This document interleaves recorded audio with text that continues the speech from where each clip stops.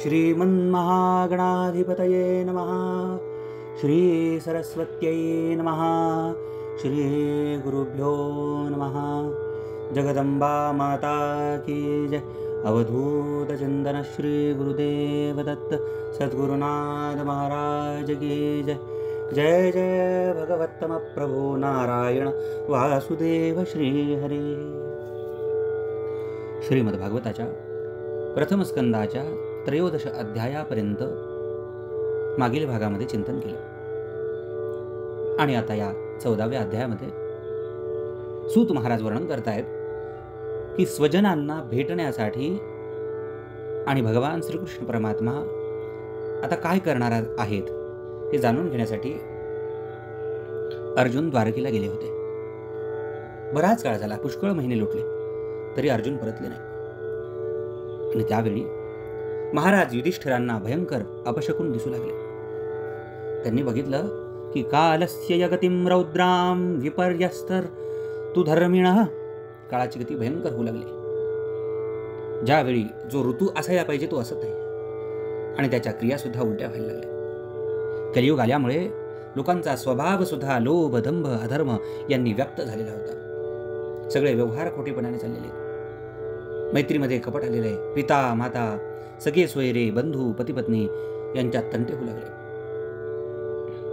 सगळं पापाचरण, अनाचरण सगळं चाललेलं होतं. आणि हे सगळे अपशकुन बघून युधिष्ठिर महाराज भीमांना विचारतात की भीमसेना, अर्जुनाला आपण द्वारकेला पाठवलं होतं, तेथे कशासाठी पाठवलं की आपल्या सगळ्या स्वजनांना भेटावं, भगवान परमात्म्यांची भेट घ्यावी आणि भगवान श्रीकृष्ण परमात्मा आता काय करणार आहेत याची माहिती घ्यावी, याच्यासाठी आपण पाठवलं. भीमा, 7 महिन्यांचा काळ झाला रे, पण अर्जुन अजून परत आले नाही. मला तर भीती वाटतेय की देवर्षी नारदांनी जसं सांगितलं होतं की भगवान श्रीकृष्ण परमात्मा आपला अवतार समाप्त करू इच्छितात, ती वेळ तर आली नसेल ना. ओ भीमा, भगवंताच्याच कृपेनं आपल्याला ही संपत्ती, राज्य, पत्नी, प्राण, कुल, संतान, शत्रूंवरती विजय मिळवण्याचं आणि स्वर्गादी लोकांवरती अधिकार आपल्याला भगवंताच्याच कृपेनं प्राप्त झाले. भीमा, अनेक अपशकुन घडत आहेत. आकाशामध्ये उल्कापात घडत आहेत, पृथ्वीवर भूकंप होत आहेत, शरीरामध्ये रोग कितीतरी भयंकर अपशकुन व्हायला लागले. त्यामुळे मला भीती वाटते. भीमा, माझी डावी मांडी, डावा डोळा आणि डावा हात वारंवार फडफडू लागला. हृदयामध्ये धडकी भरली. लवकरच काहीतरी अनिष्ट होणार आहे असं वाटायला लागले. हो, सूर्योदय होताच ही भालू सूर्याकडे तोंड करून रडू लागले. त्यांच्या तोंडातून ज्वाळा निघतायत. कुत्रा निर्भय होऊन माझ्याकडे पाहून भुंकत आहे. भीमा, गायीसारखे शुभ पशु माझ्या डाव्या बाजूने आणि गाढवासारखे अशुभ पशु माझ्या उजव्या बाजूने जाऊ लागले. घोडे रडताना दिसतात. मृत्यूचा दूत असलेला घुबड आणि त्याचा आणि शत्रू असणारा कावळा रात्री आपल्या कर्कश आवाजाने माझ्या मनात कापरं भरत जगाला उजाड करून टाकू पाहतात. दिशा धुसर झाल्यात. सूर्य आणि चंद्राच्या भोवती वारंवार खळी पडत आहे. पृथ्वीवर पर्वतांसह भूकंप होऊ लागले. ढग जोरजोराने गडगडत आहेत. चहूकडे विजा पडू लागल्यात. शरीराला झोंबणारा आणि धुळीने अंधार पसरविणारा झंझावत सुरू झाला. ढग जणू किळसवाणा रक्ताचा सडा पडू लागले. भीमा, अरे बघ ना, हा सूर्य किती फिका दिसू लागलाय. भूतगणांच्या गर्दीमुळे पृथ्वी आणि अंतरिक्षामध्ये जणू आग लागल्यासारखी वाटत आहे. गायींची वासरं दूध पित नाहीत. गायी दूध देत नाहीयेत. गोठ्यामध्ये गायी अश्रू ढाळीत आहेत. बैल सुद्धा उदास आहेत. देवतांच्या मूर्ती रडवलेल्या चेहऱ्याच्या दिसत आहेत. त्यांच्या अंगामधून घाम वाहत आहे.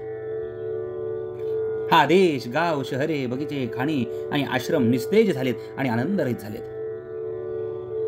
हे मोठमोठे उत्पात पाहून मला तर असं वाटू लागले आहे की निश्चितपणे ही अभागी पृथ्वी भगवंतांच्या चरणांना विन्मुख झाली, भगवंताच्या चरणांना पारखी झाली. आणि हे भयंकर उत्पात बघून युधिष्ठिर महाराज मनोमन चिंताग्रस्त झाले होते. आणि एवढ्यात द्वारकेतून अर्जुन परत आले. युधिष्ठिरांनी पाहिलं की अर्जुन एवढा हवाल दिलपूर्वी कधीच झाला नव्हता. अर्जुनांनी तोंड खाली घातलं होतं. आपल्या डोळ्यामधून अश्रू वाहत होते. सगळं तेज निस्तेज झालेला अर्जुन होता. सगळं तेज संपुष्टात आलं होतं. आणि अशा स्थितीत अर्जुनांनी महाराज युधिष्ठिरांच्या चरणावर लोटांगण घातलं. तेव्हा युधिष्ठिर भयभीत झाले. विचारलं की अरे अर्जुना, द्वारका नगरीत आपले नातलग असणारे मधु, भोज, दशार्ह, अर्ह, सात्वत, अंधक आणि वृष्णी कुलातील यादव सगळे कुशल आहेत ना रे? आपले परमपूज्य आजोबा शूरसेन सुखरूप आहेत ना? वसुदेव मामा आपल्या धाकट्या बंधूंसह खुशाल आहेत ना रे? त्यांची पत्नी देवकी माता आणि त्यांच्या 7 बहिणी आपल्या पुत्र सुनांचा आनंदात आहेत ना रे? अर्जुना, अहो ज्यांचा मुलगा कंस अतिशय दुष्ट होता ते उग्रसेन महाराज धाकटा भाऊ देवक यांच्यासह हयात आहेत ना रे? कृतवर्मा, अक्रूर, रुधिक, जयंत, गद, सारण तसे शत्रुजित इत्यादी यादववीर सगळे कुशल आहेत ना रे? यादवांचे स्वामी असणारे भगवान बलराम महाराज आनंदात आहेत ना? वृष्णी वंशातील सर्वश्रेष्ठ महारथी प्रद्युम्न सुखरूप आहेत ना रे अर्जुना? अहो युद्धामध्ये मोठी चपळता दाखवणारे भगवान अनिरुद्ध आनंदात आहेत ना? सुषेण, चारुदेष्ण, जांबवती पुत्र सांब आणि आपल्या पुत्रांसहित ऋषभ आदी भगवान श्रीकृष्णांचे सर्व पुत्र सुद्धा प्रसन्नचित्त आहेत ना रे? भगवान श्रीकृष्णांचे श्रुतदेव, उद्धव इत्यादी सेवक, सुनंद, नंद इत्यादी प्रमुख यदुवंशी जे भगवान श्रीकृष्ण आणि बलराम यांच्या शौर्यामुळे सुरक्षित आहेत ते सगळेजण कुशल आहेत ना रे अर्जुना? आमच्यावर अत्यंत प्रेम करणारे असे सर्वजण भगवान परमात्मा हे सगळे आनंदात आहेत ना रे? भक्तवत्सल भगवान श्रीकृष्ण परमात्मा आपल्या या सगळ्या स्वकीयांसह द्वारकेतील सुधर्मा सभेमध्ये आनंदात आहेत ना रे? अर्जुना, हे पण सांग की तू कुशल आहेस ना? मला तू निस्तेज दिसतोयस. तू पुष्कळ दिवस राहिलास, यावेळी तुझ्या मान सन्मानात कमतरता तर आली नाही ना? तुझा कोणी अपमान तर केला नाही ना रे? अपमानास्पद अमंगल अशा शब्दांनी कोणी तुझ्या अंतःकरांतर दुखावलं नाही ना? किंवा तुझ्याकडे आशेने आलेल्या याचकाला त्याने मागितलं तू प्रतिज्ञा केलेली वस्तू दिली नाहीस असं तर काही घडलं नाही ना? किंवा तू समागमास अयोग्य स्त्रीशी समागम तर केला नाही? किंवा ज्यांना अन्न दिले पाहिजे अशा मुलांना आणि वृद्धांना सोडून तू एकट्यानेच भोजन तर केलं नाहीस ना? तुला न शोभणारे असे निंदनीय कृत्य तू केले नाहीस ना? अनेक प्रश्न विचारतायत. भगवान श्रीकृष्णांच्या प्रिय मित्र असणारे अर्जुन आधीच भगवंताच्या विरहाने कष्टी झाले होते आणि त्यात युधिष्ठिरांनी विषादग्रस्त अवस्था पाहून अनेक प्रकारच्या शंका उपस्थित केल्या, प्रश्नांची सरबत्ती केली. शोकामुळे आधीच अर्जुनाचे मुख आणि मन चुकून गेले होते. तो भगवान श्रीकृष्णांच्या ध्यानात इतका गढून गेला होता की आपल्या भावांच्या प्रश्नाची उत्तरं देऊ शकला नाही. आपल्या दृष्टीपासून श्रीकृष्ण परमात्मा दूर झाल्या कारणाने अर्जुन वाढत चाललेल्या प्रेमाच्या उत्कंठतेने व्याकुळ झाला होता. रथ हाकणे, फिरावया जणे इत्यादी वेळी भगवंताच्या बरोबर जी मित्रता, अभिन्न हृदयता आणि प्रेमयुक्त व्यवहार केले होते त्याची अर्जुनांना वारंवार आठवण येत होती. मोठ्या कष्टांनी आपला शोक आवरला, हाताने डोळे पुसले आणि सद्गतीत कंठाने आपले थोरले बंधू युधिष्ठिरास अर्जुन म्हणाले. अर्जुन म्हणतायत, महाराज, अहो माझा घनिष्ठ मित्र असणारे, माझे मामेभाऊ असणारे श्रीकृष्ण परमात्मा त्यांच्या चरणांना मी मुकलोय. अहो देवांनाही आश्चर्यचकित करणारा माझा पराक्रम श्रीकृष्ण परमात्म्यांनी माझ्यापासून काढून गेला हो.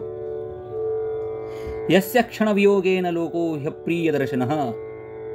प्राण निघून गेल्यानंतर जसं शरीर हे मृत म्हणून ओळखले जाते तसे त्यांच्या एका क्षणाच्या वियोगानं सुद्धा हे जग असुंदर वाटायला लागले.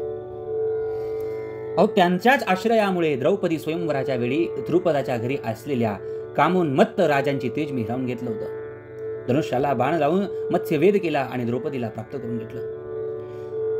अहो ज्यांच्या केवळ सानिध्यामुळे मी सर्व देवतांसह इंद्राला आपल्या बलाने जिंकून अग्नीला तृप्त करण्यासाठी त्याला खांडववन दिले आणि मय नावाच्या दानवाने निर्माण केलेली कलाकुसर युक्त अशी मायामय सभा प्राप्त केली. तसेच आपल्या यज्ञांमध्ये सर्व दिशातून राजे लोकांनी येऊन अनेक प्रकारांच्या भेटी आपल्याला अर्पण केल्या. 10,000 हत्तींची शक्ती आणि पराक्रम असलेल्या भीमसेन या आपल्या धाकट्या व माझ्या थोरल्या भावाने त्याच्याच सामर्थ्याने यज्ञासाठी राजांच्या मस्तकावर पाय ठेवणाऱ्या गर्विष्ठ जरासंधाचा वध केला होता. ज्या राजांना जरासंधाने महाभैरव यज्ञामध्ये बळी देण्यासाठी म्हणून बंदिवान केले होते त्या अनेक राजांना भीमांनी मुक्त केल्यामुळे त्या सर्व राजांनी आपल्या यज्ञात अनेक प्रकारच्या भेटी आणून दिल्या. आपल्या पत्नीची राजसूय यज्ञात केलेल्या महाभिषेकाने पवित्र झालेली सुंदर वेणी दुष्टांनी भर सभेत सोडून ओढली. त्या सर्व दुष्टांचा संहार भगवंतांनी केला. मला सांगा, अहो हे सगळं काही पराक्रम केलाय युधिष्ठिर महाराज, याच्या मागे केवळ आणि केवळ श्रीकृष्ण परमात्मा हेच कारण होते. वनवासात असताना आपला वैरी दुर्योधनानं षडयंत्र रचून 10,000 शिष्यांसह दुर्वास ऋषींना भोजनास पाठवलं होतं, आपल्याला संकटात टाकलं होतं. त्यावेळी श्रीकृष्ण परमात्म्यांनी द्रौपदीच्या थाळीत शिल्लक असलेले भाजीचे एक पान स्वतः खाऊन आपले रक्षण केले होते. कारण कथा आपल्याला माहिती ती श्रीकृष्ण परमात्म्यांनी असं केल्यानंतर नदीत स्नान करण्याना मुनींना असं वाटलं होतं की आपणच काय सगळे त्रैलोक्य जेवून तृप्त झाले. त्यांच्या प्रतापानेच मी युद्धामध्ये पार्वतीसह भगवान शंकरांना आश्चर्यचकित केलं होतं. तेव्हा त्यांनी आपले पाशुपत नावाचे अस्त्र मला दिले. त्याचबरोबर दुसऱ्या लोकपालांनीही प्रसन्न होऊन आपापली अस्त्रे मला दिली. अहो एवढंच काय, त्यांच्या कृपेने मी याच शरीराने स्वर्गात गेलो आणि इंद्राच्या सभेत इंद्राच्या बरोबर त्याच्या श्रेष्ठ अर्ध्या आसनावर बसण्याचा मान मला मिळाला. मी स्वर्गात काही दिवस राहिलो तेव्हा इंद्रासह सर्व देवांनी निवात कवच इत्यादी दैत्यांना मारण्यासाठी माझ्या गांडीव धनुष्य धारण केलेल्या बाहुबलाचा आश्रय घेतलेला. महाराज, हे सर्व ज्याच्या कृपेचे फळ होते त्या पुरुषोत्तम भगवान श्रीकृष्ण परमात्म्यांनी मला अनाथ केलं होतं. महाराज, भीष्म द्रोण इत्यादी पराजित न होणाऱ्या अशा महामत्स्यांनी पूर्ण अपार समुद्रासारखी कौरवाची सेना दुस्तर होती. परंतु ज्या बंधूच्या आश्रयाने मी ती सेना पार केली, त्यांच्याच साह्याने मी शत्रूकडून राजा विराटाच्या सर्व काही घेऊन आलो होतो.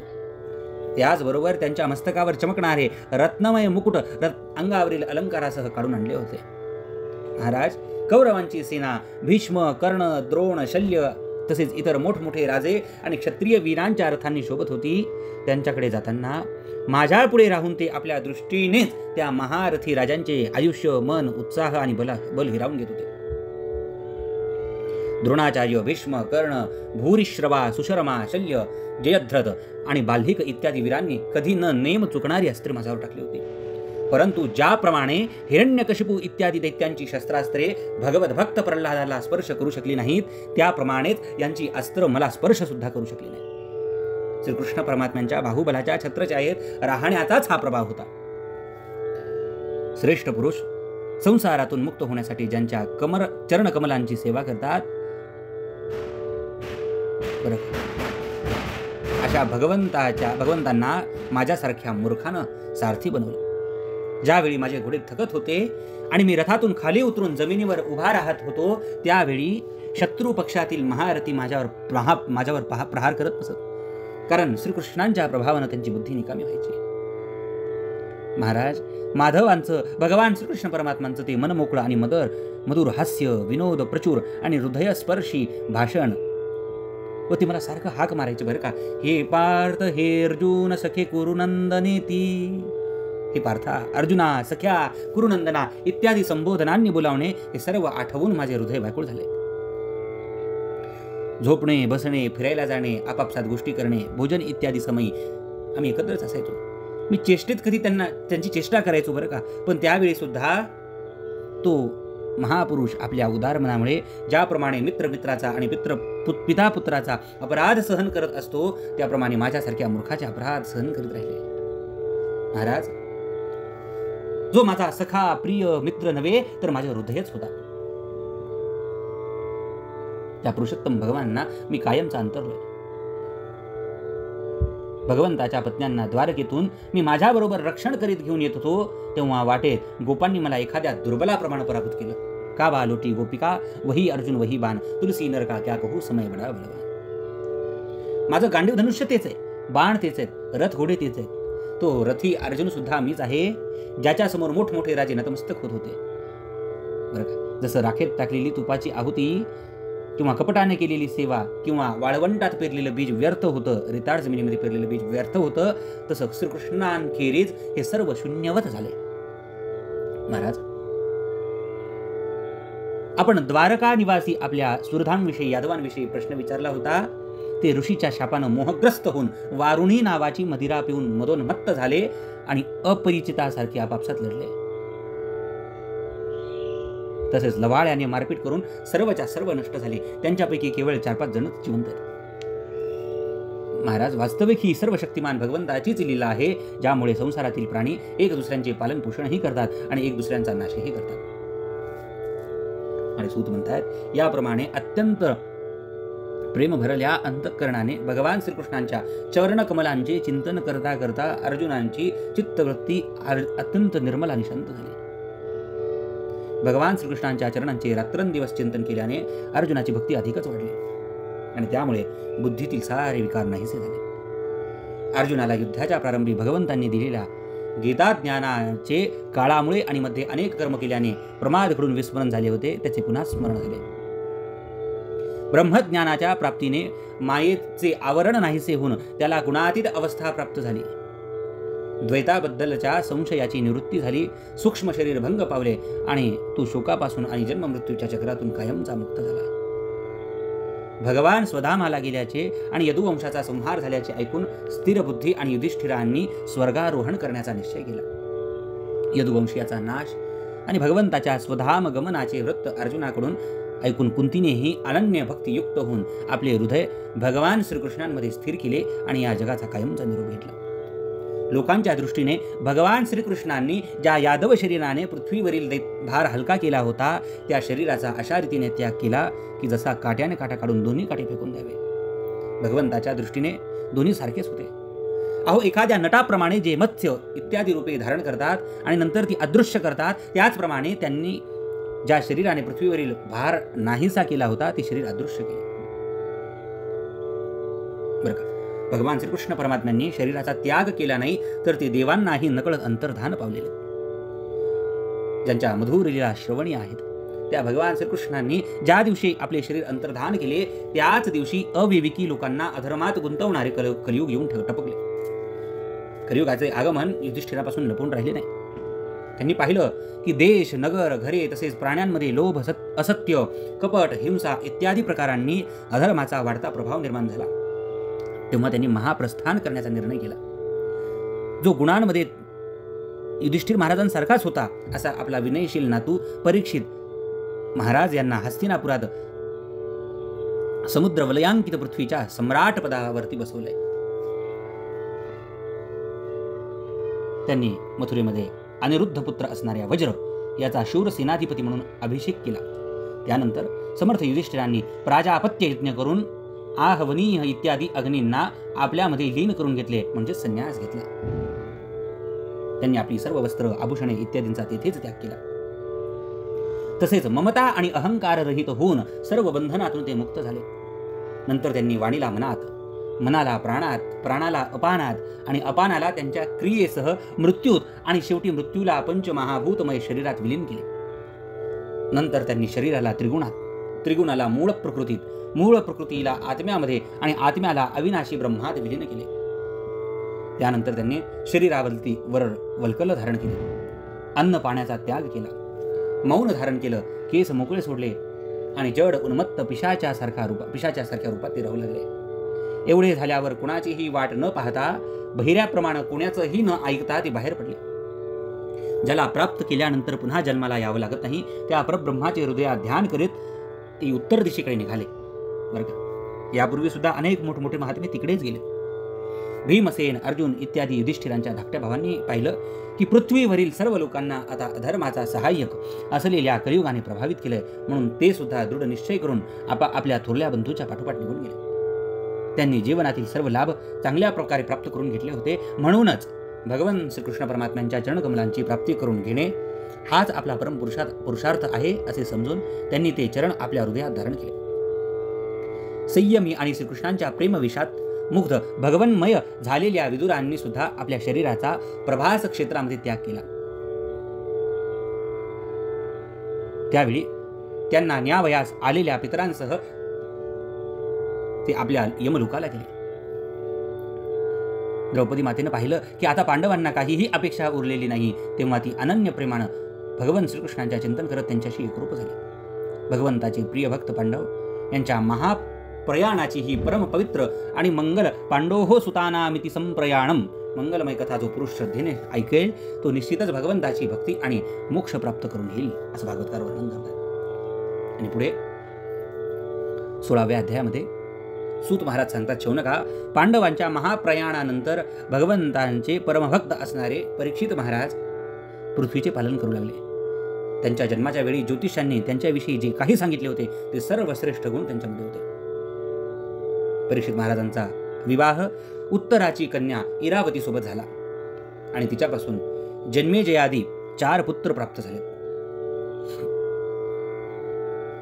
त्यांनी कृपाचार्यांना आचार्य म्हणून गंगा तटाकी 3 अश्वमेध केले आणि विप्रांना पुष्कळ दक्षिणा दिली. या यज्ञात देवतांनी प्रत्यक्ष प्रकट होऊन आपापला भाग ग्रहण केला आणि एकदा दिग्विजय करत असताना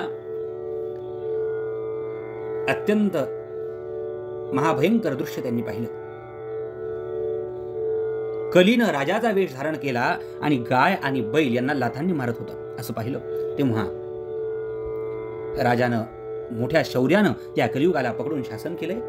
ते शासन कसं केलं आणि धर्म आणि पृथ्वीचा संवाद आपल्याला पुढच्या 16व्या अध्यायामध्ये 16व्या आणि 17व्या अध्यायामध्ये कलियुगाचं दमन आपल्याला याचं चिंतन करायचंय प्रथम स्कंदाच्या. त्याच्यानंतर 18, 19 असे 2 अध्याय झाले की प्रथम स्कंद संपेल. त्याच्यानंतर द्वितीय स्कंदाला प्रारंभ होईल.